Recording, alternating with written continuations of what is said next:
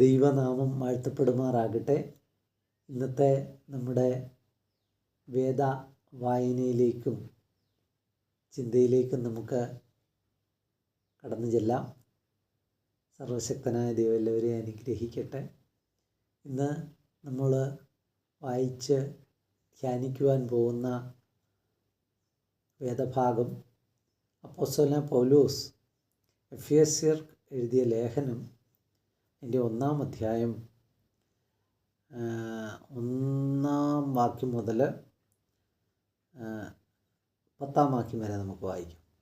ദിവ്യഷ്ടത്താൽ യേശുക്രിസ്തുവിൻ്റെ അപ്പോസ്തലനായ പൗലോസ് എഫെസസിലുള്ള വിശുദ്ധന്മാരും ക്രിസ്തുയേശുവിൽ വിശ്വാസികളുമായവർക്ക് എഴുതുന്നത്: നമ്മുടെ പിതാവായ ദൈവത്തെങ്കിൽ നിന്നും കർത്താവായ യേശുക്രിസ്തുവിങ്കിൽ നിന്നും നിങ്ങൾക്കും കൃപയും സമാധാനവും ഉണ്ടാകട്ടെ.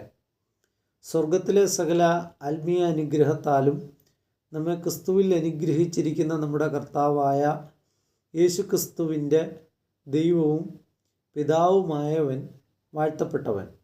നാം തൻ്റെ സന്നിധിയിൽ വിശുദ്ധരും നിഷ്കളങ്കരുമാകേണ്ടതിന് അവൻ ലോകസ്ഥാപനത്തിനു മുമ്പേ നമ്മെ അവനിൽ തിരഞ്ഞെടുക്കുകയും തിരുഹിതത്തിൻ്റെ പ്രസാദപ്രകാരം യേശുക്രിസ്തു മുഖാന്തരം നമ്മെ ദത്തെടുക്കേണ്ടതിന് അവൻ പ്രിയനായവനിൽ നമുക്ക് സൗജന്യമായി നൽകിയ തൻ്റെ കൃപാമഹത്വത്തിൻ്റെ പുകഴ്ചയ്ക്കായി സ്നേഹത്തിൽ നമ്മെ മുൻ നിയമിക്കുകയും ചെയ്തുവല്ലോ.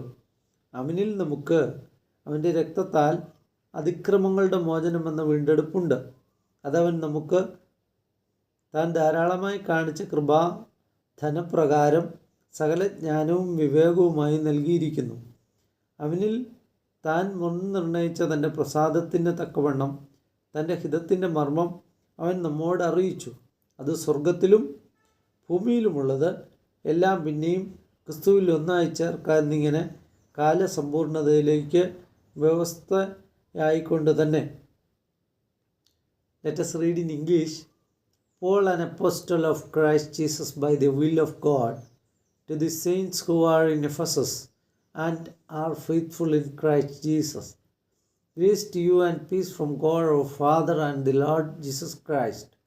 Blessed be the God and Father of our Lord Jesus Christ, who has blessed us in Christ with every spiritual blessing in the heavenly places, even as he chose us in him before the foundation of the world, that we should be holy and blameless before him.